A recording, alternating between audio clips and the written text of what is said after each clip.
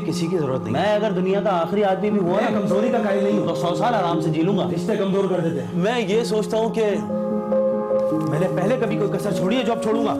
मुझे मत सिखाओ, मैं जो बोलता हूँ सच बोलता हूँ, वो भी मुंह पे। मैं गुस्से में पागल हो जाता हूँ, लेकिन मुझे पागल समझना नहीं। तुम जाना है तो अपनी माँ को समझाओ। क्या मैं लगा के रखी है? जितनी जल्दी हो सके अपने अंदर से मैं खत्म करो। अगर एक बंदे को ये डिसऑर्डर हो, IED डिसऑर्डर हो, तो बच्चे को ये बताना चाहिए कि आपके पापा के साथ कुछ इश्यूज हैं, कुछ प्रॉब्लम्स हैं जो कि आपके पापा कंट्रोल नहीं कर सकते। तो उसको जब आप काउंसिल करके समझाते हो तो वो बच्चा भी उतना रिएक्ट नहीं करता। तो ज़रूरी चीज़ ये कि हम बच्चों को समझाएं कि आपके फादर के साथ कुछ इश्यूज हैं, इसलिए वो इतना ज़्यादा गुस्सा करते हैं। और हमें उनको डेफिनेटली पॉजिटिविटी की तरफ लेके जा रहे हैं कि देखो पापा और भी तो काम करते हैं, हमारे लिए जॉब भी करते हैं, मेहनत भी करते हैं। तो उनके जहन को कभी गुमराह नहीं करना चाहिए।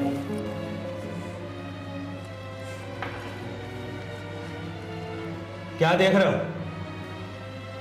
पहले कभी देखा नहीं है मुझे? क्या हाथ में लेके बैठी हो? खाओ। यहां कोई हिंदी फिल्म नहीं चल रही है जो अपने हाथ से निवाला बना के खिलाऊंगा तुम्हें। मुझे जब भूख लगेगी मैं तब खा लूंगी। और इन्हें ये क्यों नहीं खा रहे? इन्हें भी जब भूख लगेगी तो खा लेंगे। तुम्हें इनकी फिक्र करने की जरूरत नहीं है। घुसा दे इनके दिमाग में फतूर, घुसा दे, बना दे अपने जैसा। तुम नहीं खाओगी तो ये भी नहीं खाएंगे। कर लिया ना इनको अपनी तरफ। जरा हालत तो देखो इनकी, ठिठुर से गए हैं ये लोग। मुझे देख के इन सालों को सांप सूंघ जाता है। ऐसे देखते हैं जैसे मैं कोई पागल कुत्ता हूं। हैं? पागल कुत्ता हूं ना मैं? पट्टी पड़ाई है ना इन्हें। अरे मेरी हालत नहीं देखी, सारा दिन सेठ खून चूसता है, जब जाके एक रोटी निवाले के पैसे देता है वो। और यहाँ एक रोटी नसीब नहीं होती सही से खाने को। बेटा आप लोग अपने कमरे में जाओ, अब तुम्हारा बाप मुझे मारेगा। अपनी आंखें और कान बंद कर लेना। जहर खोल, खोल जहर, जहर खोल इनके कानों में। और जहर खोल, देखता हूं मैं भी कितना जहर खोलती है। बेटा जाओ अपने कमरे में। ये क्यों जाएंगे? मैं ही जाता हूं जहान रूम से। उमर और आरिफ कितने खुश रहते हैं ना, काश हमारे भी पापा नहीं होते। मिसाल के तौर पर एक पर्सनालिटी डिसऑर्डर जिसको हम कहते हैं अवॉइडेंट पर्सनालिटी डिसऑर्डर, इसमें एक फ़र्द हमेशा अवॉइड करता है, ख़ुद को दूर करता है अपने करीब के रिश्तों से, किसी पे ट्रस्ट नहीं करता और वो किसी के साथ भी मोहब्बत के साथ या एक नॉर्मल एटीट्यूड के साथ नहीं मिल सकता। ये भी बहुत ज़रूरी है कि एक नॉर्मल लोगों से मिलना जुलना क्या है कि आप किसी के साथ मिलें तो आपकी जिस्म में एक वार्मथ हो, एक गर्मी हो, आपके चेहरे पे मुस्कुराहट हो, आप दिल से मिलें। तो ये अवॉइडेंट पर्सनैलिटी डिसऑर्डर को भी जन्म दे सकते हैं और इसलिए जन्म दे सकते हैं क्योंकि ये एक बाप की तरफ से जो कि एक बच्चे को मोहब्बत चाहिए होती है वो कभी भी नहीं मिलती।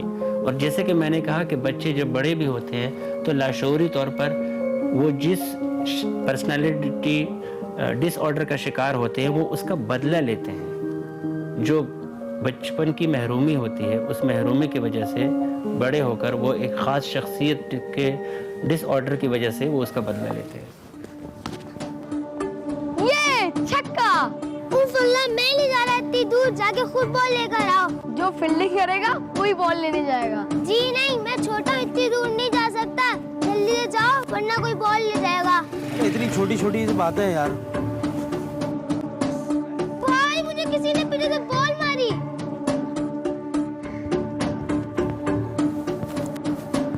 सर आपको आपका कमीशन मिल जाएगा। अंकल इधर, मेरे भाई को बॉल क्यों मारी? अरे इतनी सी बात में नाराज क्यों हो रहे हैं? ये इतनी सी बात नहीं है, मेरे भाई को बॉल क्यों मारी? अबे देख नहीं रहा, फोन पे बात कर रहा हूँ। चल। जी जी जी सर, जी सर। जी जी जी। ये क्या बदतमीजी है? तुम्हारे माँ बाप ने तुम्हें तमीज नहीं सिखाई? आपके माँ बाप ने नहीं सिखाई तमीज। मेरे भाई को बॉल क्यों मारी? इतना बदतमीज बच्चा है, अभी बताता हूँ तेरी माँ को। चल चल चल चल। डॉक्टर साहबा, डॉक्टर साहबा बाहर आए। देखे अपने बच्चों को तमीज नहीं सिखाई आपने? इनका इलाज करें, नहीं तो ला इलाज कर दूंगा इन्हें। बाहर आए। अरे बारगाह साहब दरवाजा खोलो, बाहर निकलो।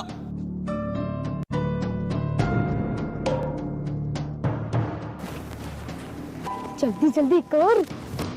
अच्छा अच्छा अच्छा अच्छा। अरे बाहर गए हो क्या? बाहर निकलो। इतना चिल्लाने की क्या जरूरत है? बेल बजाने से आपके हाथ दुखेंगे नहीं? ये सामने लगी हुई है। तुम लोग क्या खानदानी बदतमीज हो?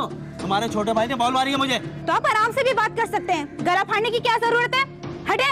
तुम्हारे घर में कोई मर्द होता ना तो उससे तरीके से बात करता। क्या हो गया साजिद भाई, क्यों शोर कर रहे हो? अरे ये डॉक्टर की औलाद है ना, इसने मुझे गिन खींच के मार दी। लग गई होगी गलती से।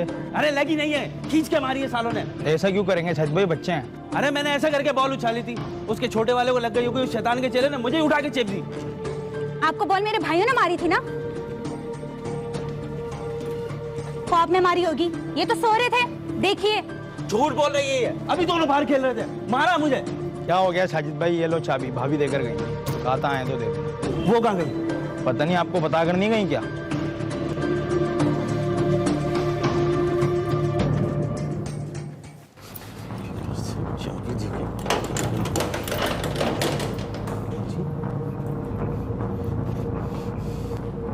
पड़ोसियों को चाबी देके जा रही हैं।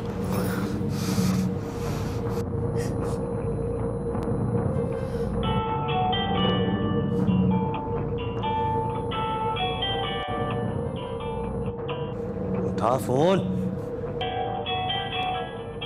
साजिद भाई की कॉल आ रही है, पिक नहीं करोगी?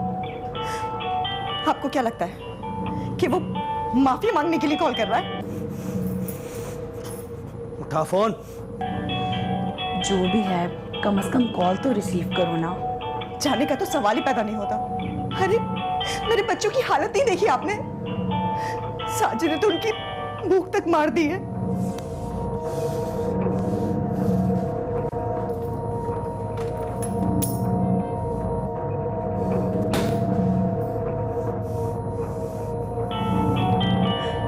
तो जाने को कौन कह रहा है?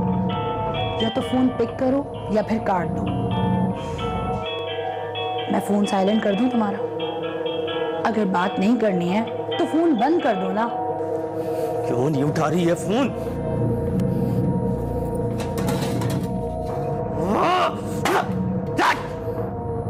हलक खुश्क हो जाता है मेरा, मेरी आवाज नहीं निकल पाती है, जुमला अधूरा रह जाता है। क्या बात करूं मैं बाजी?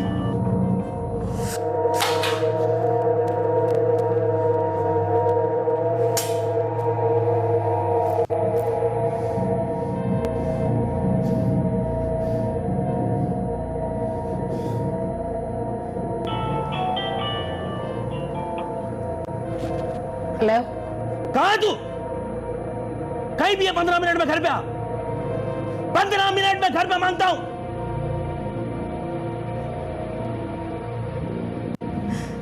22 साल की उम्र में मैंने कितने गुनाह कर दिए होंगे कि ये अजाब मेरे गले में बांध दिया गया बाजी। मैं तो कभी झूठ भी नहीं बोलती थी। मुझे तो बहाना बनाने तक नहीं आता। तो फिर ये किस गुनाह की सजा दी गई है मुझे? जिंदा होते हुए भी कब्र का अजाब झेला है मैंने बाजी।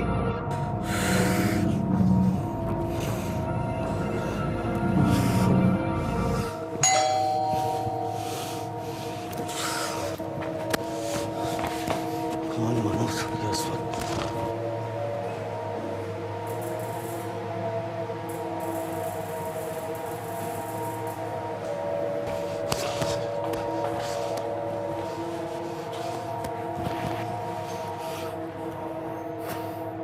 तो अब क्या करोगी? 5 साल से हिम्मत जुटा रही हूँ कि उससे खुला मांग सकूं। खुला लेने का मतलब जानती हो तुम?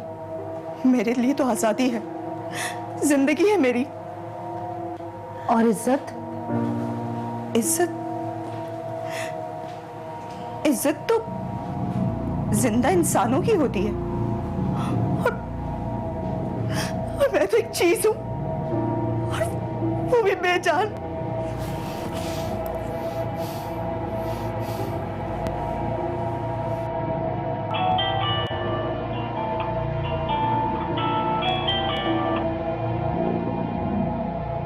वहां से निकली है कि नहीं? तू घर आ जा, मैं तुझे कुछ नहीं कहूंगा। मैं अब तुम्हारे साथ रहना नहीं चाहती। मुझे तलाक चाहिए। क्या? तलाक? तलाक चाहिए तुम्हें? तलाक चाहिए? दी तुझे तलाक।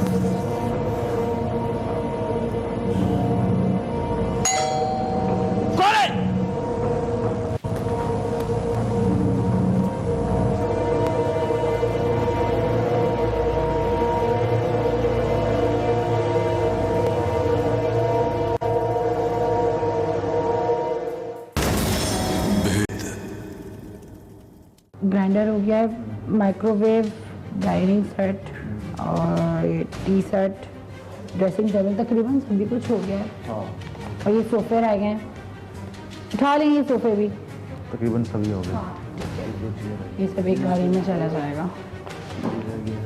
सुनो, वो कूलर भी उठा लो।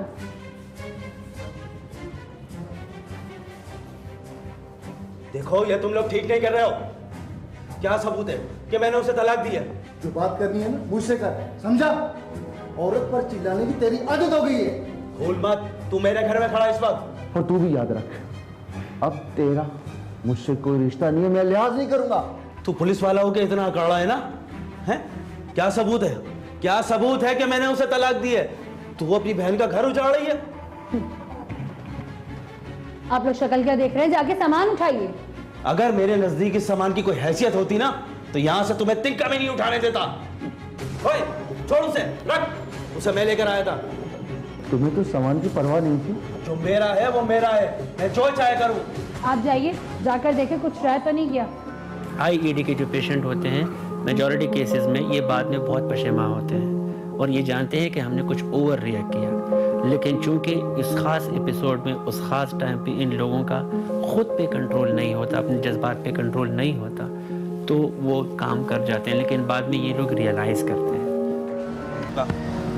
मेरी जात से कभी आपको कोई तकलीफ हुई?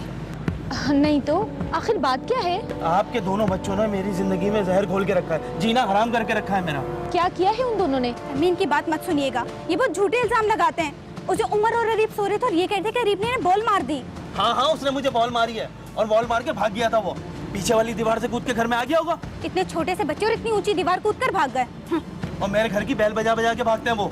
अम्मी ये झूठ बोल रहे हैं। उस दिन उमर मुझे बता रहा था कि उसे जान से मारने की धमकी भी दे रहे हैं। मैंने ऐसा कुछ नहीं कहा, आपकी बेटी झूठ बोल रही है। आप तो बड़े सच्चे हैं ना। अच्छा बस, मना किया ना, बड़ों से इस तरह से बात नहीं करते। आप प्लीज अंदर आइए, हम अंदर बैठकर बात करते हैं। चलो अंदर चलो मेरे साथ।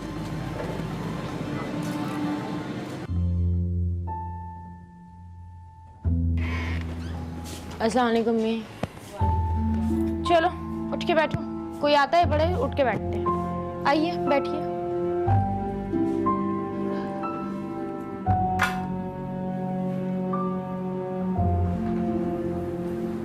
तुम दोनों मम्मा के बहादुर बच्चे हो ना? जी अम्मी। और बहादुर कौन होता है? जो किसी से नहीं डरता है। जो किसी से नहीं डरते वो झूठ बोलते हैं। अम्मी पहले इन्होंने अरीब को बॉल मारी थी। बेटा वो गलती से लगी थी। अंकल सॉरी कर लेता, आपने तो सॉरी भी नहीं की थी। तो मैं क्या आप बच्चों से माफी मांगू? तो बच्चों की माँ से सॉरी कर लें। वैसे क्यों मारी आपने मेरे बेटे को बॉल? अरे मैंने कहा ना कि गलती से लग गई थी। गलती हुई थी ना तो सॉरी कर लेते। यार अजीब लोग हैं आप। इसका मतलब है कि आप बच्चों को शेर देते रहेंगे?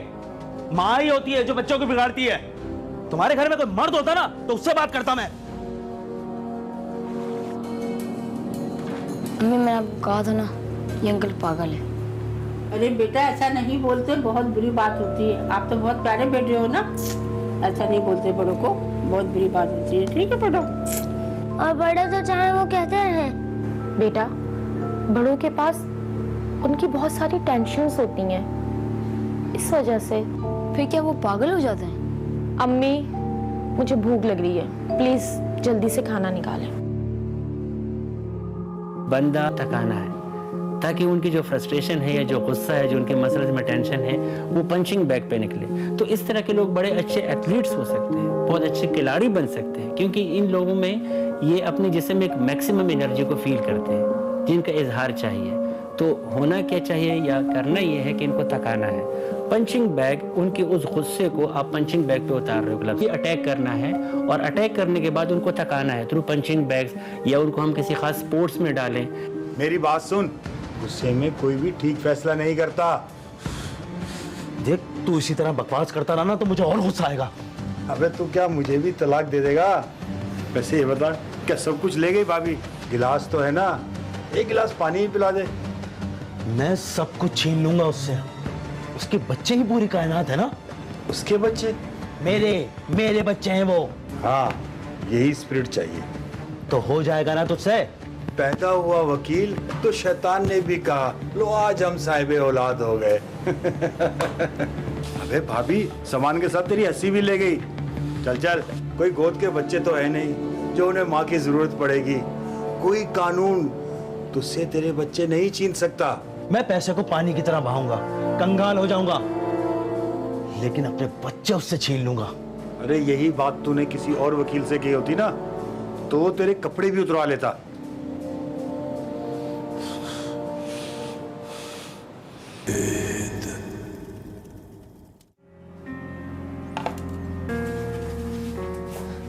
ओहो अम्मी, आज आपने इतनी लेट नमाज पढ़ी? ड्रामा भी खत्म हुआ है। जहीर ने सलमा को तलाक दे दी।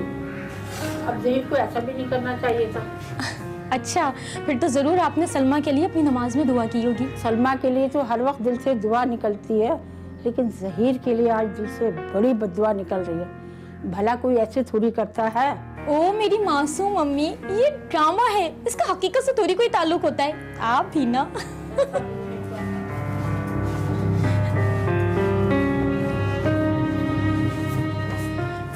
ये लो, ये मैडम अभी तक सोई नहीं। अगर मैं सो जाती ना तो फिर आप कहती कि आज पढ़ा क्यों नहीं? ओफो, लड़ाका, कभी खामोश भी हो जाया करो। मगर नहीं। अच्छा एक बात बताओ, वो जो हमारे सामने वाले पड़ोसी हैं, दोबारा आमना सामना हुआ उनसे? इंतजार है मुझे, वो जरा मेरे भाइयों के खिलाफ कुछ बोलकर तो दिखाएं। हाँ, जैसे आपके भाई तो फरिश्ता हैं। सो जाइए, सुबह लेट हो जाती हैं फिर। वो शैतान है और शैतानों का मुकाबला शैतान ही कर सकते हैं।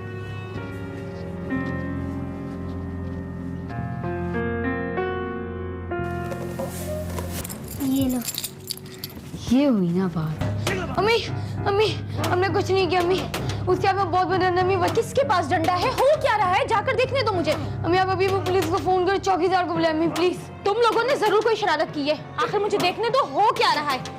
अम्मी अब बाहर मत जाइए अम्मी प्लीज। अम्मी वैसे बोल अम्मी, तुम लोगों ने जरूर कोई शरारत की है ना? अरे क्या हो गया, किस चीज का शोर रही है? दादी अम्मी को समझा ना, बाहर मत जाए अम्मी प्लीज। कौसर तुम बताओ, बाहर कैसा शोर हो रहा है? ये क्या चल रहा है सब? मैं जाकर देखती हूँ। अम्मी आप मुझे चाबी दीजिए। बाहर रखिए, तकिए के नीचे चाबी। नहीं अम्मी, चाबी मेरे पास है। क्या तुम इस वक्त बाहर गए थे? नहीं अम्मी, मैं नहीं, भाई गए थे, उनके दरवाजे में धागा बंद है। अरे इस घर में क्या चल रहा है? क्या तमाशा लगा हुआ है यहाँ पर? मुझे खुद नहीं पता, मैं जाकर देखती हूँ। हेलो, मुसीबत में फंस गए।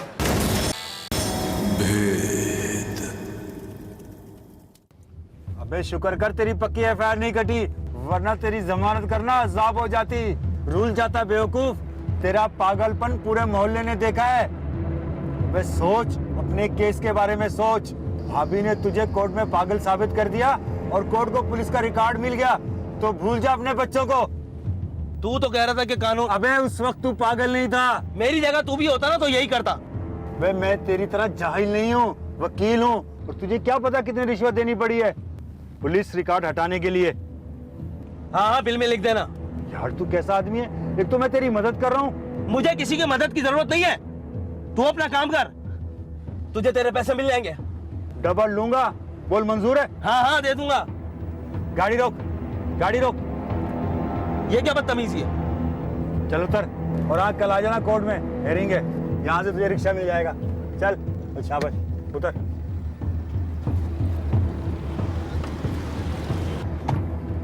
चल भाई गाड़ी चला। होता ही है कि एक बहुत बड़ा सिम्टम होता है इमेच्योरिटी का। जैसे बच्चा होता है वो अपना बदला नहीं छोड़ता, तो इन लोगों में बदले का रुझान ज़्यादा होता है, और जब तक ये बदला ना ले तो इनको सुकून नहीं मिलता।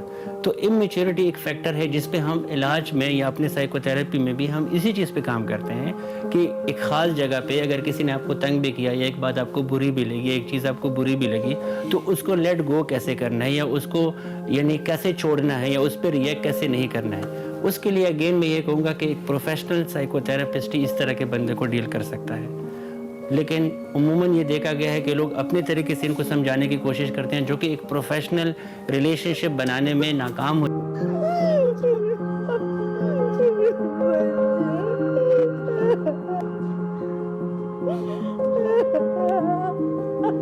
तो अगर हम डिफरेंट या पहली स्टेप्स में आईईडी का इलाज करना शुरू कर दें तो डेफिनेटली कंट्रोल हो सकती हैं। और अगर आप इसका इलाज नहीं करते तो इसके स्टेजेस ये हो सकते हैं कि ये बंदा जो बार बार गुस्सा कर रहा है तो जहाँ पे वो काम कर रहा है वहाँ पे उसको निकाला जाएगा, आगे फर्दर किसी और जगह भी काम करेगा तो वो वहाँ पर भी डेफिनेटली अपने सिम्टम्स शो करेगा और गुस्सा करेगा। एक उसका एक पूरा एक सोशल इमेज बन सकता है कि अब ये बंदा काम का नहीं है। उसके बाद होगा ये है कि वो आइसोलेशन में जाए, क्योंकि मोहल्ले में भी कोई उसके साथ बात नहीं कर रहा, घर वालों ने भी उसको छोड़ दिया है, तो वो बंदा बिल्कुल अकेला रह गया। आइसोलेशन या तन्हाई फिर आपको डिप्रेशन की तरफ लेकर जाता है। मैंने ऑफिस से छुट्टियां ले ली हैं, अब हम कहीं दूर घूमने चलेंगे। कहाँ जाओगे? फार्म हाउस जाओगे, वाटर पार्क जाओगे, या पिक्चर देखने जाओगे, या फिर सी साइड जाओगे? बताओ।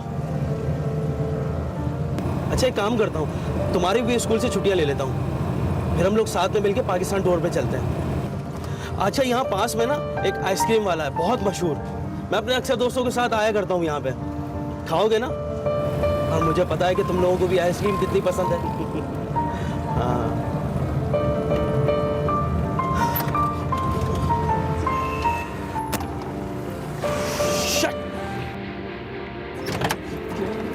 अबे अंधा है, दिखता नहीं है तेरे को? तेरे सामने कोई गाड़ी थी, तूने ब्रेक मारा। अबे कुत्ता आ गया था ना गाड़ी के आगे। कुत्ते की ऐसी की तैसी, ये जो नुकसान हुआ कौन भरेगा? ये अब कौन सा नुकसान? मेरी देख, तुझे पता है कितने की गाड़ी है और मैं कौन हूँ?